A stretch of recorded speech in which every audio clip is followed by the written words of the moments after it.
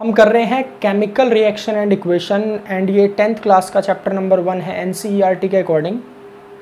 And ये उम्मीद मत रखना मुझसे कि मैं यहाँ पे केमिकल रिएक्शन लिखूँगा और उसका डेफिनेशन लिखूँगा और 4 एग्जांपल लिखूँगा, ठीक है। ये करूँगा मैं, लेकिन समझने के बाद सबसे पहले हम टाइटल समझेंगे कि केमिकल रिएक्शन होता क्या है, फिर डेफिनेशंस तो जाहिर सी बात है मैं आपको लिखवाऊँगा, यहाँ पे सभी चीज़ें मैं समझाऊँगा आपको। लेकिन पहले आप मतलब फील तो करो चीज़ों को कि आप यार पढ़ क्या रहे हैं हम। मतलब एक डेफिनेशन लिख दिया और आपका टॉपिक कवर हो गया, वो आप 18 मिनट में 20 मिनट में आप कर लोगे, लेकिन बेनिफिट क्या होगा उसका। और आपको ये भी पता है कि जितने कॉम्पिटिटिव एग्जाम्स है ना, सब में लगभग सिलेबस 10th तक का ही आता है, ठीक है। तो क्यों ना आप अच्छे से पढ़ो, अच्छे से पढ़ोगे तो आप लंबे समय तक इनको याद रख सकते हो, ठीक है। और आपका वैसे भी आपको पता है कि 20 मार्क्स के आपके ऑब्जेक्टिव क्वेश्चंस हैं, ठीक है। तो स्टार्ट करते हैं। तो भाई हमारे चैप्टर का नाम है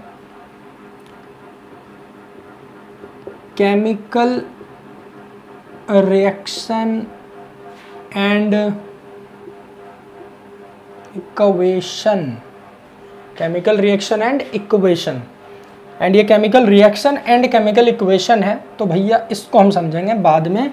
फिलहाल बात करते हैं केमिकल रिएक्शन की, और इसमें भी बात करेंगे हम सबसे पहले किसकी, केमिकल की। तो देखो एक स्टेटमेंट लिखूंगा, आपको केमिकल समझ में आ जाएगा, ठीक है।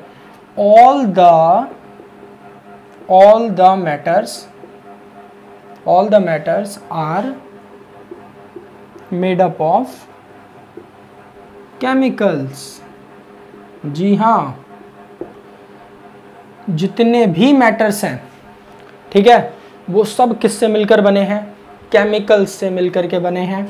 मैटर आपने 9th में फर्स्ट चैप्टर में ज़रूर पढ़ा होगा, एंड आपने अगर फर्स्ट पार्ट देखा होगा तो उसमें ही मैंने इस चीज़ को बताया है, ठीक है। नहीं बताया तो सुन लो कि भैया anything which occupy space and having mass known as matter, यानी इस यूनिवर्स में कोई भी ऐसी चीज़ जो स्पेस ऑक्यूपाई करती हो और जिसका मास हो, उसको हम बड़े प्यार से क्या बोलते हैं, मैटर्स बोलते हैं। आपने ये भी पढ़ा होगा 9th में कि इस यूनिवर्स में जितनी चीज़ें हैं लगभग सब स्पेस ऑक्यूपाई करती हैं और सबका मास होता है, यानी ये सब केमिकल से मिलकर के बनी है। यानी हम भी मैटर हैं, तुम भी मैटर हो, वो भी मैटर है, समझ रहे हो ना। सभी चीज़ें क्या है, मैटर है, ठीक। और सब किससे मिलकर के बने, केमिकल से। एयर भी केमिकल से मिलकर के बना है, वाटर भी केमिकल से मिलकर के बना है, मैं भी, तुम भी, सब केमिकल से मिलकर के बने हैं, पहली चीज़। तो ये चीज़ तो आपको समझ में आ गई कि भैया केमिकल होता क्या है। तो देखो भाई, ये जो केमिकल्स है ना, ये केमिकल्स हमारे नेचर में एलिमेंट की फॉर्म में है, एलिमेंट्स की फॉर्म में हो सकते हैं, यानी ये जो केमिकल्स हैं ये एलिमेंट्स की फॉर्म में हो सकते हैं, कंपाउंड्स की फॉर्म में हो सकते हैं, ठीक है। उसके बाद मॉलिक्यूल्स की फॉर्म में हो सकते हैं, मॉलिक्यूल्स की फॉर्म में हो सकते हैं, या फिर मिक्सचर्स की फॉर्म में हो सकते हैं, मिक्सचर्स की फॉर्म में हो सकते हैं, ठीक है। यानी ये सब क्या हैं, केमिकल हैं, और इन्हीं चीज़ों से मिलकर के हमारे यूनिवर्स की सभी चीज़ें बनी हैं, ठीक है। और इसके बारे में मैंने बहुत अच्छे से जो पार्ट 1 है, जो कि बिफोर स्टार्टिंग केमिकल रिएक्शन के नाम से है, उसमें बताया है, आप जाके ज़रूर देख लें। साथ में मैंने एटॉमिक नंबर 1 से लेकर के एटॉमिक नंबर 30 तक के एलिमेंट्स को याद करने का विद सिंबल ज़बरदस्त तरीका बता रखा है। आप जाके एक बार वीडियो देखो, मज़ा आ जाएगा, ठीक है। और पसंद आए तो लाइक भी करना। अब सुनो, तो elements, compounds, molecules and mixtures, ये सब क्या हैं, केमिकल्स हैं। यानी मैं अगर बोलूं कि भाई एक एलिमेंट को दूसरे एलिमेंट में मिलाया, या फिर मैं बोलूं कि एक कंपाउंड को दूसरे कंपाउंड में मिलाया, या फिर मैं एलिमेंट कंपाउंड मिलाऊं, कंपाउंड मॉलिक्यूल मिलाऊं, मतलब इतना, मतलब ना मैं एलिमेंट कंपाउंड यूज़ ना करके मैं डायरेक्ट ये भी तो बोल सकता हूँ ना कि भाई जब एक केमिकल को दूसरे केमिकल के साथ मिलाया तो हमें मिला तीसरा केमिकल। अरे भाई तुम्हारे पास शुगर था, ठीक है, तुमने इसको वाटर के साथ मिला दिया, तो तुम्हें क्या मिला? शुगर वाटर सॉल्यूशन मिला। अरे यही तो मिलेगा, शुगर वाटर सॉल्यूशन मिला। ठीक है, आपने कार्बन को अब कार्बन आप मान लो वुड को, वुड क्या है? कार्बन होता है उसके अंदर। ठीक है, आगे बात करेंगे, इन सभी चीज़ों के बारे में पढ़ना है मैं, लेकिन थोड़ा सा ना रिलेट करके चलूँ तो ज़्यादा मज़ा आएगा। कार्बन को ऑक्सीजन की प्रेजेंस में जला दिया, ऑक्सीजन की प्रेजेंस में। तो भाई अभी फ़िलहाल सिंबल छोड़ो, वैसे सिंबल आपको याद होना चाहिए। ऑक्सीजन की प्रेजेंस में हमने क्या कर दिया? जला दिया, हीट दिया इसको। ठीक है, तो क्या बन गया? कार्बन डाइऑक्साइड बन गया, कार्बन डाइऑक्साइड बन गया। ठीक है, तो देखो ना, ये भी केमिकल है, ये भी केमिकल है यार। एक केमिकल को दूसरे केमिकल में मिलाया तो तीसरा केमिकल बना, एक केमिकल को दूसरे केमिकल में मिलाया तो तीसरा केमिकल बना। बोल सकता हूं ना मैं? तो जब एक केमिकल को दूसरे केमिकल में मिलाया और तीसरा केमिकल बना, तो इस प्रोसेस को हम बोलते हैं रिएक्शन। क्या बोलते हैं? रिएक्शन। अब देखो, अब ये जो रिएक्शन है ये दो टाइप के हो सकते हैं, यानी दो तरीके के हो सकते हैं। या तो फिजिकल रिएक्शन होगा, या तो फिजिकल रिएक्शन होगा, रिएक्शन को RXN भी लिखते हैं, या फिर केमिकल रिएक्शन होगा, केमिकल रिएक्शन होगा। ठीक है, फिजिकल रिएक्शन भी हो सकता है एंड केमिकल रिएक्शन भी हो सकता है। ठीक है, तो देखो फिजिकल रिएक्शन कब होगा और केमिकल रिएक्शन तो अपना टॉपिक ही है। ठीक है, तो इन दोनों को समझने के लिए चार चीज़ें और पढ़नी होंगी, और वो मैं ऐसे लिखूंगा नहीं, मुझे लग रहा है ये टाइम हमारा खराब हो रहा है इस तरीके से लिख करके। मैं लिख दूंगा फिर आपको समझा दूंगा। ठीक है, अब सुनो, मैं खुद लेकर के चलूंगा कि ज़्यादा टाइम ना लगे हमें कवर करने में।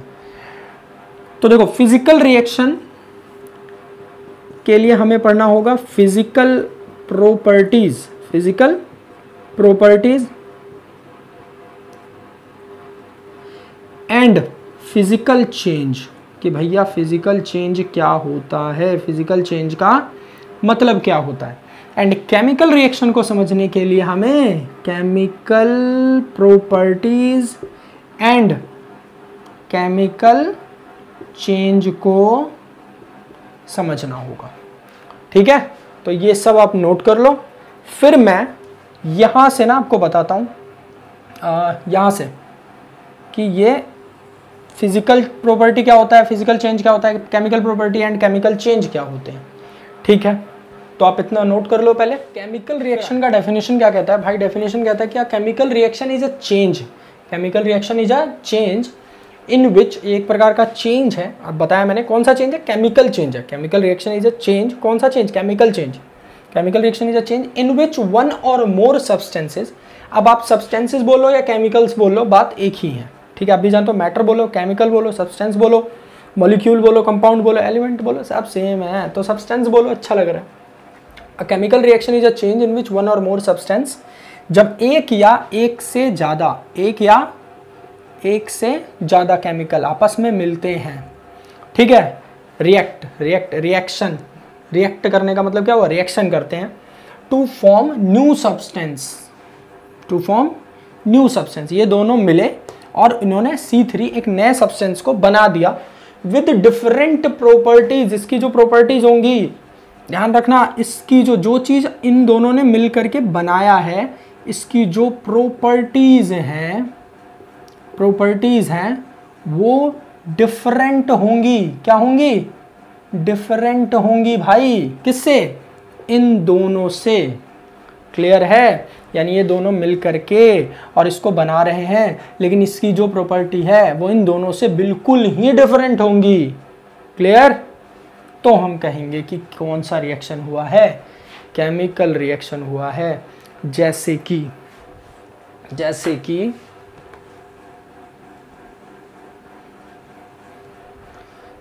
कि आप मिल्क लो, इसमें डाल दो लेमन जूस। क्या डाल दिया? Lemon juice. भैया ये जे बना लेना, लेमन जूस। हमें क्या मिलेगा? हमें मिलेगा स्पॉइल्ड मिल्क, एक खराब दूध मिलेगा भाई। और जाहिर सी बात है, और इतना तो आपको पता ही होगा कि ये जो स्पॉइल्ड मिल्क है, इसकी प्रॉपर्टी ना मिल्क जैसी होती है और ना ही लेमन जूस जैसी होती है। विश्वास नहीं तो आप करके देख सकते हो अपने घरों में, बच के करना, मम्मी को पता लगा ना बेटा बहुत मारेंगी, समझ गया ना। तो मिल्क प्लस लेमन जूस हमें क्या बता मिलेगा, स्पॉइल्ड मिल्क, और इसकी प्रॉपर्टी इन दोनों से बिल्कुल डिफरेंट होंगी। तो जो भी ऐसे रिएक्शंस होंगे उनको हम केमिकल रिएक्शन बोलेंगे, ठीक है। अब सुनो, किसी भी केमिकल रिएक्शन के दौरान during chemical reaction atoms of one element, एक एलिमेंट का जो एटम है, क्लियर है, वो कभी चेंज नहीं होगा, वो कभी चेंज दूसरे एलिमेंट में नहीं होगा। मतलब क्या है वो सुनो, मतलब ये है भाई, क्या एग्जांपल लिया जाए, मान लो आपके पास मैग्नीशियम है,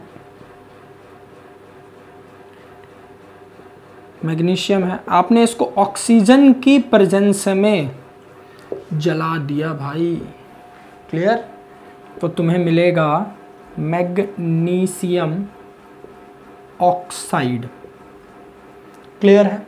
अब एक बात बताओ ना, आपने इन दोनों को मिलाया, क्लियर है, तो क्या यहाँ पर एटम चेंज हुआ? एटम चेंज नहीं होने का मतलब क्या है वो देखो ना। अब मैग्नीशियम के जो एटम है, क्लियर, देखो ना क्या बोल रहा है, during chemical reaction atoms of one element, ये मैग्नीशियम एक एलिमेंट है, क्या इसका एटम जो है वो चेंज हुआ? या ऑक्सीजन का जो एटम था क्या वो चेंज हुआ? नहीं हुआ। यहाँ पर क्या हुआ? अरेंजमेंट हुआ, ये दोनों मिल गए, क्लियर है। यहाँ पर क्या हो रहा है? इनका अरेंजमेंट हो रहा है, ये दोनों मिल करके मैग्नीशियम ऑक्साइड बना रहे हैं। ऐसा नहीं हो रहा कि मैग्नीशियम एलिमेंट का जो एटम था यहाँ पर चेंज हो करके और वो बन गया, मान लो कार्बन बन गया, ऐसा नहीं हो रहा, मैग्नीशियम ही है, ऑक्साइड फॉर्म हो गया, अरेंजमेंट हुआ है तो ऑक्सीजन ही, लेकिन ऑक्साइड फॉर्म हो गया, क्लियर है। और ये ऑक्सीजन का ऑक्साइड फॉर्म क्या है, ये आपने 9th में जरूर पढ़ा होगा कंपाउंड में। अब सुनो, हम बताएंगे ये भी चीजें आपको ना, धीरे धीरे वीडियोस में लेकर के आ रहा हूँ और आई बटन्स पे आपको मिलता चला जाएगा कि भैया ये ऑक्साइड होता क्या है, ठीक है। वैसे 9th में आप ये पढ़ करके आए हो। अब सुनो, तो मैग्नीशियम को ऑक्सीजन की प्रेजेंस में मिला है, मैग्नीशियम ऑक्साइड मिला, यहाँ पर मैग्नीशियम एलिमेंट जो है उसके एटम चेंज नहीं हुए, ऑक्सीजन जो एलिमेंट है उसके एटम चेंज नहीं हुए, सिर्फ क्या हो गया, इनका अरेंजमेंट हो गया, क्लियर है।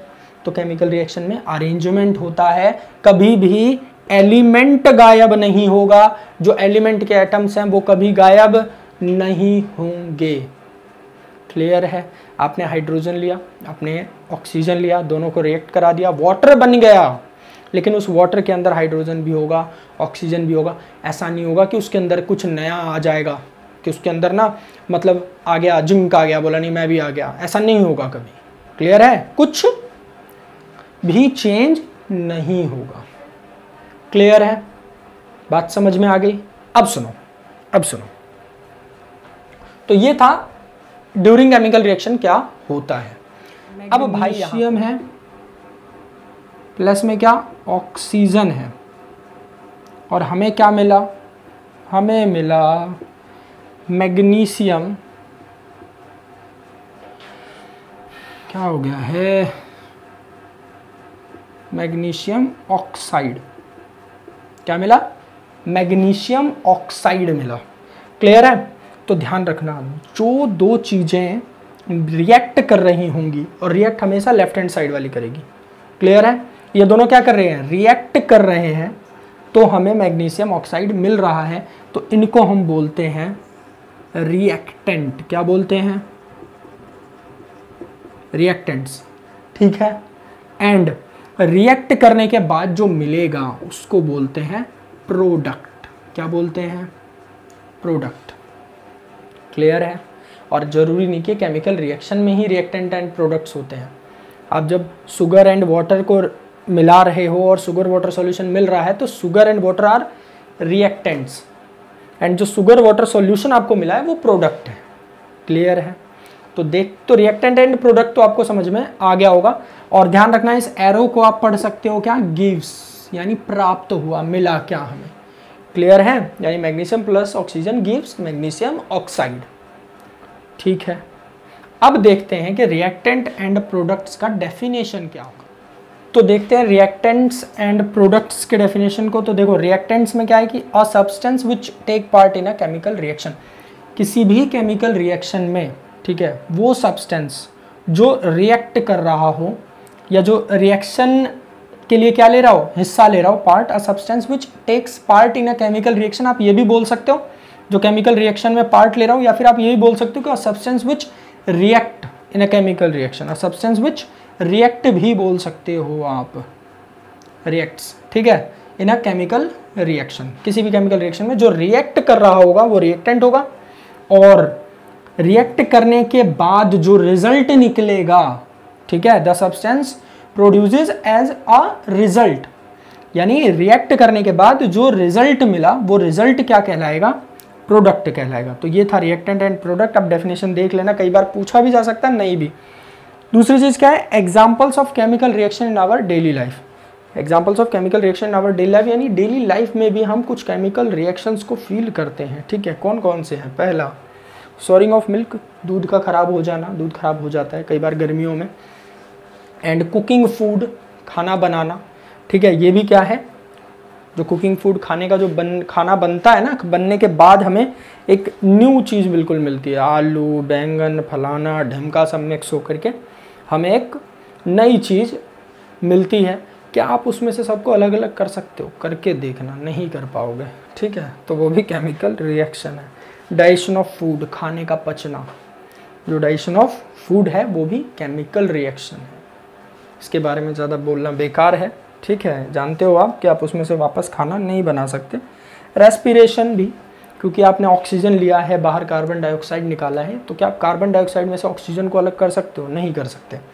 रस्टिंग ऑफ आयरन, लोहे पे जंग लगना, ये आपने कॉमनली देखा है, ब्रिजेस वगैरह, बहुत सारे पुल वगैरह हैं, ठीक है, उनके ऊपर जंग लग जाता है। क्या आप उस जंग से वापस लोहा बना सकते हो, आयरन बना सकते हो? नहीं बना सकते। एंड बर्निंग ऑफ फ्यूल्स, यानी जो गाड़ियाँ वगैरह चलती हैं। पढ़ने वाले हैं कि ऐसे कौन कौन से टर्म्स हैं, ठीक है, जिनको हम किसी रिएक्शन में फील करके, ऑब्जर्व करके बता सकते हैं कि हाँ भाई केमिकल रिएक्शन हुआ, ठीक है। तो ये 5 चीज़ें हैं कि भैया अगर इवोल्यूशन ऑफ गैस होता है, यानी अगर कोई रिएक्शन है और उसमें गैस रिलीज हो रहा है, गैस बाहर निकल रहा है, तो हम कह सकते हैं कि हाँ केमिकल रिएक्शन हुआ। या फिर फॉर्मेशन ऑफ प्रेसिपिटेट हो, यानी प्रेसिपिटेट अगर बनेगा तो भी हम कह सकते हैं कि हाँ केमिकल रिएक्शन हुआ है, ठीक है। या फिर चेंज इन कलर, कलर अगर चेंज हो जाए तो भी हम कह सकते हैं कि हाँ केमिकल रिएक्शन हुआ। 2 चीज़ों को मिलाया और कलर चेंज हो गया तो हम कह सकते हैं कि हाँ केमिकल रिएक्शन हुआ। नींबू लो एंड उसके ऊपर हल्दी डालो, कलर चेंज हो जाएगा, तो वो क्या है? केमिकल रिएक्शन है, ठीक है। भूत ऊत नहीं आता इससे। अब सुनो, चेंज इन टेम्परेचर, यानी अगर टेम्परेचर चेंज हो तो भी हम कहेंगे कि हाँ केमिकल रिएक्शन हुआ। या फिर चेंज इन स्टेट, स्टेट अवस्था बदल जाए तो भी हम कहेंगे कि हाँ केमिकल रिएक्शन हुआ है। तो देखो सबसे पहले इवोल्यूशन ऑफ गैस, तो उसके लिए एग्जाम्पल जो हमने लिया है वो है कि zinc and sulphuric acid, dilute sulphuric acid, इन दोनों को अगर मैं रिएक्ट करवाऊँ, रिएक्शन करवाऊँ इनका, तो उसमें से हाइड्रोजन गैस इवॉल्व होता है, यानी बाहर निकलता है, ठीक है। तो यहाँ पर क्या हो रहा है कि जब zinc and dilute sulphuric acid दोनों को मिक्स किया गया, ठीक है, दोनों को रिएक्ट करवाया गया, तो हाइड्रोजन गैस इवॉल्व हो रहा था, यानी मैं कह सकता हूँ कि हाँ भाई केमिकल रिएक्शन हुआ है। किसी भी चीज़ को आप जलाते हो तो उसमें से कार्बन डाइऑक्साइड निकलता है, किसी भी चीज़ को ऑक्सीजन की प्रेजेंस में ही जला सकते हैं हम, ठीक है, तो उसमें कार्बन डाइऑक्साइड ज़रूर बनता है, ठीक है, तो वो भी क्या है, केमिकल रिएक्शन का एग्जाम्पल है और उसको हम इवोल्यूशन ऑफ गैस से समझ सकते हैं। दूसरा है फॉर्मेशन ऑफ प्रेसिपिटेट, प्रेसिपिटेट का बनना, यानी सबसे पहले प्रेसिपिटेट समझते हैं। तो प्रेसिपिटेट एक इनसोल्यूबल सॉलिड होता है। प्रेसिपिटेट क्या होता है? An insoluble solid that emerges from a liquid solution, किसी भी लिक्विड सॉल्यूशन में ये इमर्ज होता है। कहने का मतलब क्या है कि आपने भाई ये कोई बीकर ले लिया और या टेस्ट ट्यूब ले लो, ठीक है, उसके अंदर इतना पानी भर लिया, ठीक है, और इसके अंदर हमने डाल दिया भाई 2 चीज़ें, एक सिल्वर नाइट्रेट डाला है और एक सोडियम क्लोराइड डाला है। तो जब silver nitrate and sodium chloride इस वाटर में मिक्स होगा तो ऐसे एक लेयर बन जाएगी ऊपर इस तरीके से, ठीक है। तो ये जो लेयर होगी ऊपर जो बनी होगी, ये होगी किसकी, सिल्वर क्लोराइड की। किसकी होगी, सिल्वर क्लोराइड की, और IDE, सिल्वर क्लोराइड की, ठीक है। एंड ये जो होगा ना, ये क्या होगा, सोडियम नाइट्रेट होगा, सोडियम नाइट्रेट होगा। क्लियर है। तो इस बात का ध्यान रखें आप कि अगर प्रेसिपिटेट बनता है, ठीक है, प्रेसिपिटेट क्या होता है, एक इनसॉल्युबल सॉलिड होता है जो सॉल्यूशन में मिक्स ही नहीं होगा। वो आप उसको किसी और पानी में भी मिक्स करना चाहोगे तो मिक्स नहीं होगा, ठीक है। एंड ये हमें टाइप्स ऑफ रिएक्शन में भी पढ़ना है, प्रेसिपिटेशन रिएक्शन, ठीक है, तो वहाँ पे भी बात करेंगे इससे रिलेटेड। तो ये प्रेसिपिटेट अगर बन जाए तब भी हम कहेंगे कि हाँ भाई रिएक्शन हुआ, या फिर कलर चेंज हो जाए, चेंज इन कलर चेंज हो जाए, तब भी हम कहेंगे कि हाँ केमिकल रिएक्शन हुआ। जैसे कि अगर हम सिट्रिक एसिड लें एंड इसको रिएक्ट करवाएं किसके साथ, पर्पल कलर के पोटेशियम परमैंगनेट के साथ, मतलब पर्पल कलर के पोटेशियम परमैंगनेट को अगर रिएक्ट करवाया जाए किसके साथ, सिट्रिक एसिड के साथ, ठीक है, तो ये भाई साहब हो जाते हैं कलरलेस, यानी इनका जो कलर है पर्पल वो कलरलेस हो जाता है, मतलब पर्पल कलर ही गायब हो जाता है, बिल्कुल पानी की तरह हो जाते हैं। क्लियर है, कलरलेस हो जाते हैं। तो यहाँ पर कलर चेंज हुआ, यानी मैं कह सकता हूँ कि हाँ केमिकल रिएक्शन हुआ। और एक और एग्जांपल मैंने आपको बताया कि नींबू और अगर हल्दी, नींबू के अंदर हल्दी डाल दो और रेड कलर में हो जाता है, ठीक है, तो वो भी chemical reaction change of colour का एक एग्जांपल हो सकता है। चेंज इन टेम्परेचर, अगर टेम्परेचर चेंज हो तो भी हम कह सकते हैं कि हाँ केमिकल रिएक्शन हुआ है, ठीक है। जैसे कि क्विक लाइम, आप जानते होंगे, ये आपके घरों में भी इस्तेमाल होता है।